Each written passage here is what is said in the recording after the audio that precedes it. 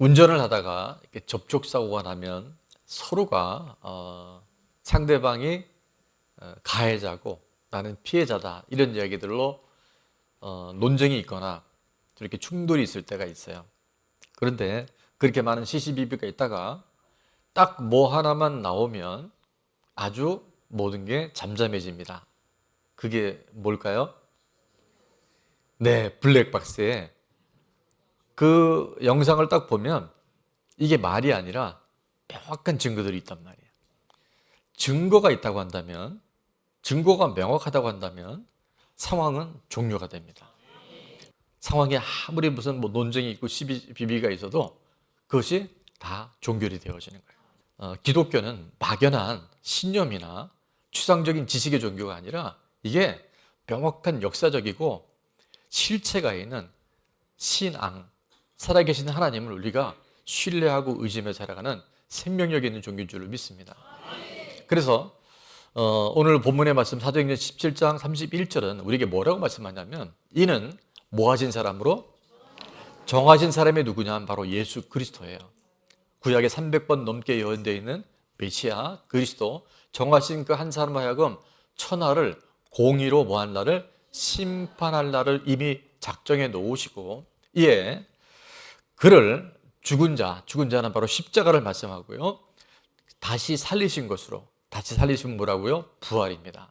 자, 그래서 십자가와 부활의 역사적 증거와 사실을 통해서 모든 사람에게, 다 같이만 있습니다. 모든 사람에게 믿을 만한 증거를 주셨음이니라 하니라. 아멘. 자, 이것도 중요한 것이 바로 증거예요. 이 증거가 분명할 때 예수님이 정말 살아계신 하나님 맞고요.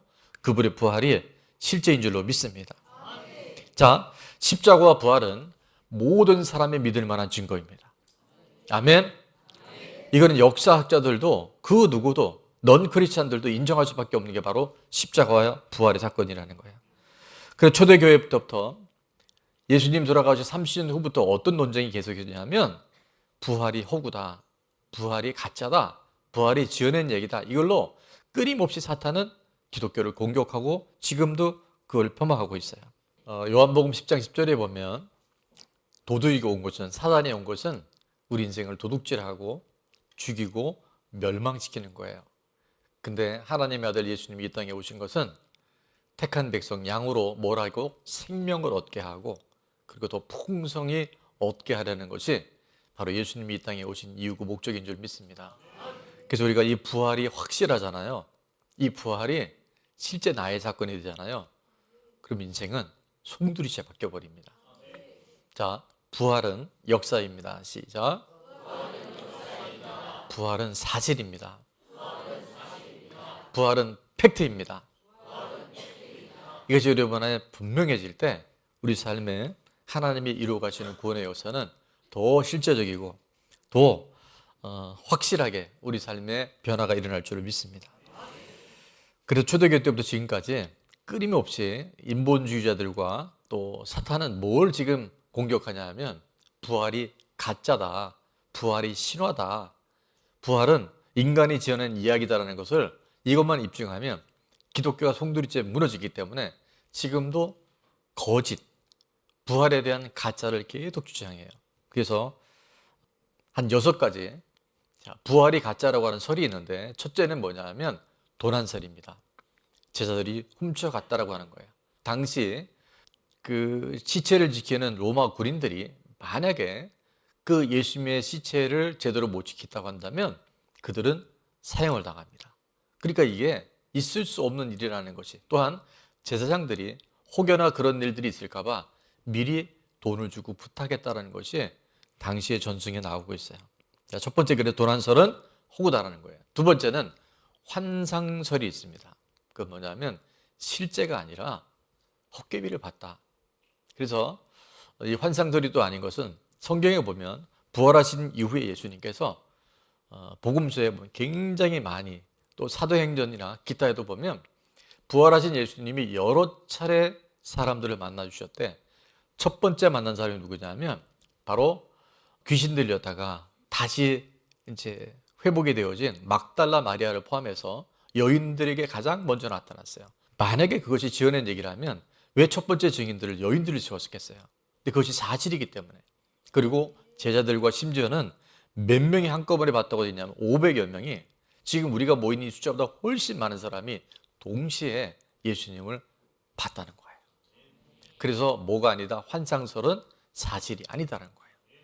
그렇게 시차를 두고 많은 사람들이 볼 수가 없다는 거예요. 자, 세 번째는 뭐냐면 기절설이에요. 예수님이 죽으신 것이 아니라 잠깐 기절했는데 그거를 죽었다라고 사람들이 인정해서 부활이 가짜다 이렇게 얘기를 하는데, 자, 성경에도 보면 피와 물을 다 쏟으셨다라고 이렇게 나와요. 근데 우리가 볼 때는 그냥 뭐 피와 물이 다 쏟았지라고 생각하겠지만, 이 의학적으로 정확한 분석은 뭐냐면 사람은 죽을 때 몸에 피가 다 빠지고 나면 그 다음에 물이 나온답니다. 그러니까 의학적인 완전한 죽음이 십자가에서 이루어졌다는 것을 성경에도 기록하고 있고 현대의학도 과학도 그것을 입증하고 있다는 거예요. 그리고 또 하나는 옆에서 그것을 지켜봤던 로마 백부장이 예수님의 뼈를, 시체를 양쪽에 있는 강도들의 뼈는 어떻게 해요? 다 꺾었거든요. 왜냐하면 그게 확인 사살이에요. 그런데 예수님의 뼈를 왜 안 꺾었을까요? 완전한 사망을 확인했기 때문에 뼈를 꺾지 않았다는 거예요. 그래서 기절설도 사실이 아니라는 거죠. 네 번째는 굉장히 재미있는 이야기인데, 환상은 환상의 주관적 환상설이라고 하는 자유주의 신학자, 인본주의 신학자들에 의해서 이런 이야기들이 있는데, 대표적인 학자가 불트만이라고, 예수님의 부활은 사실이냐 아니냐가 중요하지 않다라고 얘기를 해요. 근데 예수님의 부활이 사실이어야 돼요. 이게 역사여야 돼요. 그래야 그것이 우리가 믿을 만한 증거가 되거든요. 근데 그 이유가 뭐냐면 이렇게 얘기합니다. 한번 같이 읽어볼게요. 시작. 예수님이 부활했어도 안 믿으면 부활은 없는 것이고, 반대로 부활하지 않았어도 마음속에 부활을 믿으면 부활한 것이다. 그러니까 신념으로 그걸 받아들이면 부활의 사건이 내 사건이 되는 것이고, 아니면 아닌 것이다라고 얘기해서 매우 그럴듯한 얘기를 하고 있는데, 이것이 왜 문제가 되냐면 이 주관적 환상설은 부활의 역사, 부활의 사실성을 이걸 훼손시켜서 마치 4대 성인의 한 사람, 마오메드나 또 석가모니, 공자, 뭐 기타 성인들, 그런 사람들과 똑같이 죽음 이후에 그 사람이 살아온 삶의 족적을 통해서 선한 영향력을 미치는 일반 종교화시키는, 일반 종교와 전혀 다를 바가 없는 그 위험적 요소가 이 주관적 환상설에 있다는 거예요. 쉽게 얘기하면 예수님을 믿으나 석가모니를 믿으나 누구를 믿으나 다 똑같다. 근데 예수님의 십자가와 부활은 역사적 사실이고요, 팩트고 실제 일어난 사건이었거든요. 그럴 때 이 죽음의 문제가 해결되는 줄 믿습니다. 내가 믿었다 그래서 가짜를 믿으면 거기는 부활이 없잖아요. 예수님의 명백한 증거 중에 하나는 당시 문헌의 75% 이상의 학자들이 예수님의 무덤은 비어 있었다. 그래서 반드시 부활했다는 것을 간접적으로 증명하고 있는 줄 믿습니다. 또 하나가 뭐냐면 영지주의라는 게 있는데, 예수님의 부활은 영의 부활이지 몸의 부활, 육체의 부활은 아니었다라고 주장하는 건데, 그래서 이런 질문들을 많이 했대요. 초창기 때는. 너 예수님 발자국 봤어? 생각해보니까 예수님 발자국 본 기억이 없거든요. 그러니까 예수님의 부활이 영적인 부활이라고 이렇게 자꾸 왜곡시키는 거예요. 근데 결정적인 단서들이 많이 나오는 중에 하나는 예수님이 부활하신 이후에 제자들과 함께 물고기를 낚은 다음에 그 생선을 가져오라고 하고 함께 드십니다. 영은 음식을 먹을 수가 없어요. 그래서 예수님 제자들과 함께 음식을 먹고 나누고 실제적인 몸의 부활, 육의 부활이 일어난 줄로 믿습니다. 또 하나 마지막 재미있는 건 뭐냐면 일란성 쌍둥이설도 있어요. 참 재밌죠. 자, 근데 왜 이렇게 가짜 주장인들이 많았을까요? 가짜 돈이 가장 많이 찍혀 나온 돈이 혹시 뭔지 아세요? 위조 지폐가? 예, 달러인데 100달러짜리 지폐가요, 가장 위조 지폐가 많대요. 왜냐하면 그것이 효용 가치가 매우 뛰어난, 전 세계 어디 가도 이 달러, 특별히 100달러짜리는 굉장히 가치가 있는 돈이기 때문에. 자, 제가 다시 한번 설명해 드리면 왜 가짜가 이렇게 많냐 하면, 첫 번째는 가치가 있기 때문에 그래요. 가치가 없는 것은 가짜가 나오질 않아요. 명품이 왜 가짜가 나오냐면 명품의 가치가 있기 때문에 짝퉁이 나오는 거예요. 또 하나는 왜 가짜 주장이 이렇게 많냐면 진짜가 있기 때문에 가짜가 나오는 거예요. 할렐루야. 그래서 이게 말도 안 되는 이렇게 예수님의 부활을, 예수님의 실존적인 사건들을 계속 아니다, 가짜라고 얘기하는 이유가 바로 뭐냐면 부활은 실제였고 부활은 진짜였고 부활의 사건은 온 인류의 역사 중에 가장 중요한 사건이기 때문에. 자, 화면에 한번 같이 읽을게요. 예수님의 부활은, 시작. 예수님의 부활은 진짜이기 때문입니다. 예수님의 부활은 인류 역사상 가장 중요한 사건이기 때문입니다. 아멘. 부활은 진짜입니다. 부활은 진짜입니다. 이따가도 말씀드리겠지만 부활이 진짜이기 때문에 엄청난 변화들이 일어나는 거예요.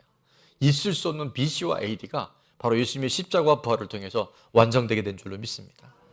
자, 그래서 그 증거를 주신 이유, 왜 증거를 우리에게 이 모든 사람이 믿을 만한 증거를 줄 수밖에 없었는가?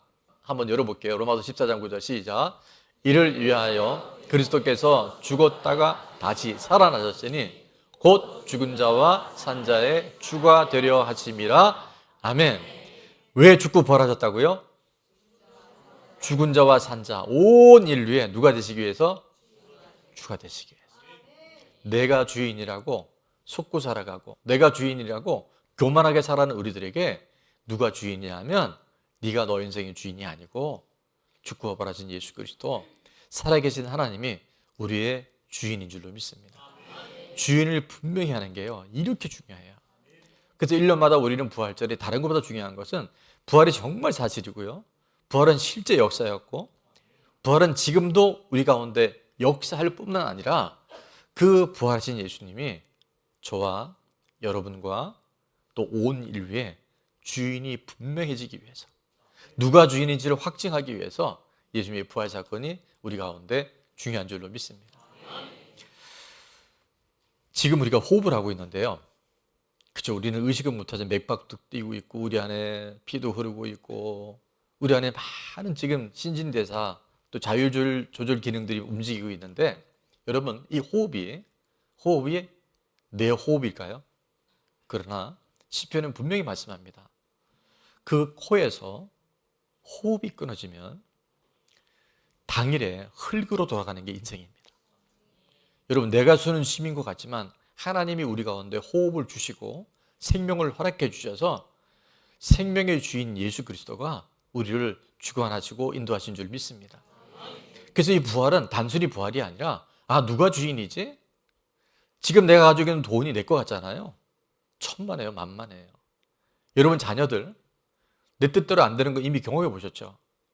주인이 분명할 때 주인이 그 모든 것을 이끌어 주시고 인도해 주시고 책임져 주세요. 근데 주인이 분명하면 우리가 대혼란 속에서, 무지서 속에서, 미혹 속에서 끊임없이 잘못된 것을 따라가다가 우리 인생이 그렇게 허망하게 끝날 수 있는 거예요. 그래서 이 부활은 우리가 단순히 지식적인 것이 아니라 실제가 되어주고 오늘도 그 주인이 분명해질 때 우리 삶의 모든 방향과 우리 삶의 목적이 단순해지고 분명해지는 줄을 믿습니다. 원래 우리는 하나님과 하나님의 형상을 따라 지음받았고 영원토록 함께 살 존재로 우리가 만들어진 건 아시죠? 원래 인류에게 없었던 죽음이 왜 들어왔나? 그것은 바로 죄 때문에 들어왔잖아요. 자, 하나님은 우리에게 다른 동산에 있는 것은 다 먹고 영원히 살 수 있도록 만들어 놓으셨는데 딱 한 가지, 하나님의 절대 주권에 대한 부분만큼은 절대 하나님께서 그 영역을 침범하지 말라고 만들어 놓으신 거 있었어요. 그것이 바로 창세기 2장 16절에 보면 여호와 하나님이 그 사람에게 명하여 이르시되 동산 각종 나무의 열매는 내가 뭐하게 먹다고요? 임의로 먹되. 임의로 먹는다는 건 네가 마음대로 먹어도 돼. 죄가 들어오기 전에는요, 모든 것들이 하나님께서 허용하시고 모든 것이 다 열려 있었고, 그때는 뭐가 없었냐면 죄가 없었기 때문에 뭐가 없었다면 죽음이 없었던 거예요. 죽음이 없었던 우리들 안에 왜 죽음이 들어와서 이렇게 우리 인생이 허망하게 때로는 두려움 속에 살아가는지. 그래서 모든 것은 네가 마음대로 먹되. 자, 18절은 17절은 다 같이 있습니다. 시작. 선악을 알게 하는 나무의 열매는 먹지 말라. 내가 먹는 날에는 반드시 죽으리라 하시니라. 아멘. 그래서 이 선악을 알게 하는 나무를 먹는 순간 우리는 어떻게 되냐면 반드시 죽습니다. 이따가도 이 말씀을 드리겠지만 왜 하나님께서 이 죽음에 대한 말씀하셨냐면, 자, 죽으면은 다시 한번 정리를 할게요. 세 가지 종류의 죽음이 있다. 첫 번째는 따라서 하면 육적인 죽음. 예, 우리가 육체적인 죽음이 반드시 오잖아요. 또 하나는 뭐냐면 따라서 영적인 죽음. 그것은 바로 하나님과의 끊어짐, 단절을 말하고요. 세 번째는 따라합니다. 영원한 죽음. 그건 뭐냐면 하나님과의 분리예요. 영원토록 하나님과 단절돼서 분리되라는 것이 바로 지옥입니다. 그래서 이 모든 것들을 방지하기 위해서 하나님은 하나님과의 끊어짐을 우리 가운데 막기 위해서 이 선악과를 먹지 말라고 말씀하셨어요. 그래서 우리에게 이 자유의지를 주셨고 지금도 선택할 수 있는 권리를 호흡하는 동안 우리에게 허락해 놓으셨어요. 자, 근데 어떤 문제가 생겼냐? 이 죄가 들어오는 결정적인 단서는 사단이, 옛뱀이 창세기 3장 5절에 죄가 무엇인지를 딱 우리에게 세기를 박아놓는데, 그게 뭐냐면 너희가 그것을 뭐냐면 선악과죠, 먹는 날에는 뭐의 눈이 밝았냐면 하나님처럼 영의 눈이 밝아져. 이게 죄의 눈이 밝아지는 거거든요. 눈이 밝아져서 누구가 같이 된다고요? 네가 하나님처럼 될 수 있어. 절대 주권이, 네 인생의 주인이 하나님 아니야. 그분 엄청 잔소리 많고 복잡한 분이야. 네가 네 인생의 주인이 돼서 네 마음대로 살아갈 수 있어. 선과 악의 기준이 너야. 네가 선한 거면 선한 거고 네가 악한 거면 악한 거야. 그래서 사단이 보십시오. 네가 그것을 먹는 날에 눈이 밝아져서 네가 네 인생의 주인이 되는 거야. 모든 것은 네가 결정하는 거야. 그래서 지금 이 사단이 일어나서 우리 인생이 이렇게 허망하게 떠내려가고 있는 거예요. 그래서 저는 죄가 무엇인지를 알아야 되는데, 죄란 첫 번째입니다. 피조물인 인간이 창조주 하나님이 되려는 거예요. 이게 바로 근원적인 죄입니다. 거짓말도 죄고요, 도둑질도 죄고요, 살인도 죄인데 더욱 끔찍한 아주 뿌리 죄는 뭐냐면 내가 주인 되어 사는 거예요. 내 인생 내 거지 뭐. 돈 내 돈이지 뭐. 자녀 내 자녀니 뭐. 인생 내 거지 뭐. 여러분, 이게요, 사단이 끝간데 없이 우리를 미혹시키고 혼란시키고 우리 삶을 무질서로 이끌어가는 결정적인 게 뭐냐면 네가 네 인생의 주인이야, 이렇게 하는 거예요. 오늘 이 부활절, 이 예배 가운데 내가 주인 되어 살아가는 영역들이 죽고 부활하신 예수 그리스도 하나님이 주인이심이 다시 한번 분명해지는 은혜가 있기를 축원합니다. 그래서 하나님이 사도행전 10절 31절에 증거를 주셨잖아요. 이는 정하신 사람, 바로 예수 그리스도를 통해서 천하를 공의로 심판하는 날을 이미 결정해 놓으셨어요. 우리만 모를 뿐이에요. 예, 그를 죽은 자 가운데 다시 살리신 것으로, 부활로 말미암아 모든 사람에게 믿을 만한 증거를 주셨는데, 이 증거는 왜 주셨냐면 다시 한번 로마서 14장 9절을 다 같이 선포합니다. 시작. 이를 위하여 그리스도께서 죽었다가 다시 살아나셨으니 곧 죽은 자와 산 자의 주가 되려 하심이라. 아멘. 온 인류의 주인이 바로 부활하신 예수님이고 나의 주, 여러분의 주인이신 줄로 믿습니다. 구약에 무려 300번 넘게 예수님이 이 땅에 오신다 그랬거든요. 죄 모든 문제를 다 해결해 주신다 그랬거든요. 그래서 예수님이 이 땅에 부활하신 결정적인 이유는 주인이 누군지를 분명해서 따라합니다. 우리를 천국에 데려가시려고, 영원한 하나님 나라에 우리를 이끌어 가시기 위해서 예수님이 부활하시고 주인을 분명히 해놓으신 줄로 믿습니다. 오늘도 우리는 보이는 세상의 전부인 줄 알잖아요. 드러나는 것이 우리 인생인 줄 알잖아요. 근데 보이는 것은 잠깐이고 보이지 않는 영원한 하나님 나라, 영원한 하나님이 주신 영생이 우리 가운데 예비된 줄로 믿습니다. 죽음이 끝인 줄 알고 살아가는 우리들에게 죽음 이후에 영원한 천국과 지옥이 있다는 것을 분명하게 말씀하고 있어요. 그래서 히브리서 9장 27절은 이렇게 말씀하죠. 한 번 죽는 것은 정하신 것인데 그 후에는 심판이 있다 그랬어요. 정하신 사람으로 하여금 심판한 날을 작정해 놨어요. 제가 또 한 번 예언을 합니다. 150년 안에 여러분 다 죽습니다. 나 더 살라 그랬는데, 예, 그거 별로 좋은 거 아니에요. 예.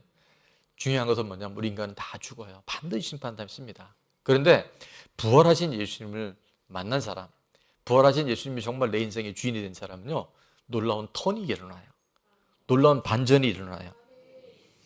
요한복음 5장 22절에서 예수님께서 심판에 대한 문제를 명확하게 해놓으셨는데 아버지께서 아무도 심판하지 아니하시고 심판을 누구에 맡겨졌어요?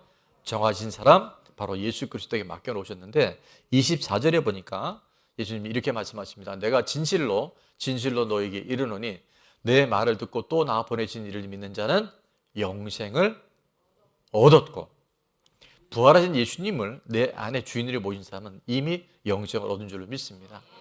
그래서 우리 엘리베이터 입구에 딱 들어오시면 나는 부활이요 생명이니 나를 믿는 자는 죽어도 살겠고 살아서 믿는 자는 영원토록 죽지 아니하리니 옆에 분에게 물어봅니다. 이것을 믿습니까? 그러면 여러분이 이미 영생을 얻은 거예요. 그래서 장례식장에 가보잖아요. 그러면 똑같은 장례식장인데 예수님이 믿는 믿음의 가정의 죽음은요, 물론 슬픔이 있고 애도가 있고 아쉬움이 있고 눈물이 있는 건 맞아요. 근데 뭐가 다른지 아세요? 우리에게는 다시 만날 약속이 있고 소망이 있어요. 그런데 예수님이 없이 이제 죽음을 맞이한 가정에 가보면 똑같이 슬픔, 눈물, 애도 이렇게 다 있는데요. 그 안에 뭐가 있냐면요, 통탄할 일이 있어요. 다시는 만나지 못한 곡소리가 다르고요. 그 안에 후회가 있고 가족들 안에 얼마나 많은 원망이 있는지 몰라요. 그러나 죽고 부활하신 예수님이 나의 주인이 된 가정들, 그런 생명들은요, 그런 슬픔이 있고 아쉬움이 있는 장례식장이지만 그곳에 산 소망을 우리에게 허락하신 줄로 믿습니다. 그래서 요한복음 5장 29절에 보니까 선한 일을 행한 자는 무슨 부활로? 생명의 부활로, 악한 일을 행한 자는 심판의 부활로 나온다고 말씀하세요. 여기 선한 일은 착한 일을 했다, 악한 일은 악한 일을 했다가 아니라 선한 일은 뭐냐면 예수 그리스도가 나의 주인이 되어 살아가는 모든 삶이 그 삶이 선한 삶인 줄을 믿습니다. 그러나 내가 주인 되어 살아가면 그건 악한 거예요. 숨 쉬는 것도 생각하는 것도 우리는 다 부패되어 있어요. 그래서 주인이 분명히 시작할 때 우리 안에는 생명의 부활이 우리 가운데 기다리고 있는 줄로 믿습니다. 베드로전서 1장에 보니까 그 산 소망을 품고 살아가는 우리들 안에 주 예수 그리스도의 아버지 하나님을 찬송하리로다. 그의 많으신 긍휼대로 예수 그리스도를 죽은 자 가운데서 뭐하게 하심으로? 부활하게 하심으로 말미암아 자 우리를 다 같이요, 우리를 거듭나게 하사 산 소망이 있게 하시며 아멘. 4절에도 보니까요, 썩지 않고 더럽지 않고 쇠하지 아니하는 유업을 있게 하시나니 곧 다 같이 곧 너희를 위하여 하늘에 간직하신 것이라 아멘. 그 예수님이 주인 된 사람은요, 이미 하늘에 우리의 생명이, 우리 이름이 생명록에 기록되어 있는 줄로 믿습니다. 그래서 부활이 정말 사실이고 역사하고 그것이 팩트인 것을 증명하라고 한다면 저는 십자가 앞에서는 다 도망갔던 제자들이 십자가 앞에서는 그렇게 두려움 속에 심지어는 수제자 베드로는 이렇게 얘기했잖아요. 다 버릴지라도 나는 버리지 않습니다. 얘들이 다 배신할지라도 난 절대 예수님 배반하지 않겠습니다 했는데 나중에 베드로가 예수님을 배반한 것뿐만이 아니라 저주까지 하면서 욕하면서 예수님 부인해 버렸잖아요. 그런데 그렇게 도망갔던 제자들이 무슨 사건을 통해서 그들이 담대하게 예수님이 하나님의 아들이라고 전했을까요? 부활하신 예수님 만난 거예요. 부활하신 예수님 만나고 나니까 제자들이요, 그냥 송두리째 바뀌어버려요. 죽음에 대한 공포와 두려움이 다 사라져버려요. 베드로는 거꾸로 십자가에 못 박혔고, 또 야고보 같은 경우는 인도에 와서 순교하고, 또 다른 제자는요, 기름 가마니에 온몸이 다 삼켜져도 죽고, 어떤 제자는 껍질이 벗겨도 죽었다라고 역사는 기록하고 있어요. 여러분, 어떤 바보가 부활이 사실이 아니라면 십자가 앞에 도망갔던 그들이 예수님의 부활을 만난 이후에 순교할 수 있다는 것은요, 그것이 사실이었기 때문에, 부활이 실제였기 때문에, 그 부활하신 예수님을 만났기 때문에 그들의 삶이 완전한 전혀 새로운 인생으로 거듭나게 된 줄로 믿습니다. 훗날 부활하신 예수님을 만났던 사도 바울은 이 복음에 대한 이야기를 하는데 복음이 얼마나 중요한지를 로마서 1장 16절에 바울은 이렇게 얘기합니다. 내가 복음을 부끄러워하지 아니하노니 이 복음은 모든 믿는 자에게 구원을 주시는 하나님의 능력이라고 이야기를 해요. 복음은요, 능력이 있어요. 그래서 이 복음이 뭔지를 우리가 정확하게 해야 되는데, 한번 따라합니다. 복음에는 능력이 있습니다. 복음에는 믿는 자에게 구원을 주시는 능력이 있습니다. 그래서 복음이 정확할수록 우리 안에 복음의 능력이 실제가 되어져요. 자, 복음은 뭐냐 하면 오늘 말씀 그대로 십자가와 부활의 무슨 증거로? 역사적인 증거로 내 인생의 주인이 분명해지는 거예요. 자, 옆에 분에게 주인만 분명하면 됩니다. 우리가 다른 건 다 놓쳐도요, 누가 주인인지를 여러분이 질문해 보시면 거기에 아무리 복잡한 문제가 있어도 거기에 답이 있고 솔루션이 있는 줄로 믿습니다. 근데 주인이 분명하지 않으면 돈 때문에, 사람 때문에, 사건 때문에, 자식 때문에, 환경 때문에 우리가요 계속 붙들려 살아갈 수 있어요. 근데 주인이 분명한 사람들 안에는 이런 모든 혼란과 무질서가 떠나가는 역사들을 보게 됩니다. 내가 주인 되고 돈이 주인 되고 성공이 주인 되고 이 땅에 자녀가 우상이 돼버리잖아요. 그 순간 우리의 삶은 언제 어떻게 무너질지 아무도 몰라요. 그러나 이 땅에 하나님이, 예수님이 이 땅에 오셔서 십자가에 죽고 부활하셔서 모든 사람이 믿을 만한 분명한 증거를 통해서 주인이 확정되고 내 인생의 주인이 누구인지가 분명해지면, 우리 교회의 주인이 누군지 분명하면, 여러분 가정의 주인이 누군지 분명하면, 여러분 자녀들의 주인이 누군지 분명하면, 이 나라의 민족의 주인이 누군지 분명하면, 온 인류 역사의 주인이 누구인지 분명하면 우리는 이미 승리한 삶을 살게 될 줄 믿습니다. 그래서 주인이 이렇게 중요한 거예요. 부활은 한마디로 증거로 주인을 분명히 하는 거예요. 옆에 분에게 부활은 증거로 주인을 분명히 하는 것입니다. 예일대 법대를 나와서 시카고에 있는 신문사 트리뷴주의 기자였던 리스토로벨이라고, 예수는 역사다라는 이 영화의 이 주인공인 리스토로벨은 아내가 너무 교회를 열심히 다니니까 아내를 교회에 못 다니게 했더니 아내가 너무 은혜를 많이 받고 예배 한 번도 안 빠지고 가니까 속에서 이 아내를 교회에 못 다니는 방법이 뭘까 생각해 보니까 예수님의 부활만 가짜라는 걸 입증하면 기독교는 호구가 되잖아요. 부활이 가짜니까. 그래서 그가 신문 기자니까 얼마나 많은 자료들을 모집했겠어요. 뭐 대학 도서관, 공공기관 다 가서 자료들을 다 모아서 이제 부활이 가짜라는 걸 증명하려고 조사를 다 해보니까, 데이터를 내보니까 부활이 사실인 거예요. 부활이 역사였던 거예요. 그는 엄청난 충격으로 받습니다. 그리고 그가 교회를 나간 것뿐만이 아니라 목사님이 되셔서 하나님을 감당한다는 얘기를 들었어요. 그리고 그는 이렇게 얘기합니다. 요한복음 8장 32절에 다 같이요. 진리를 알지니 진리가 너희를 자유롭게 하리라. 여러분 물질에 매이잖아요. 그래서 제가 일본 말씀에 돈을 따라가면 어떻게 되는지 아세요? 예, 돈을 따라가면 돕니다. 돈에 매여요. 사람 따라가면 실망해요. 실족해요. 사람 때문에 상처받아요. 성공 따라가면 언젠가 우리 인생에 허망함이 와요. 우리가 주인 따라가잖아요.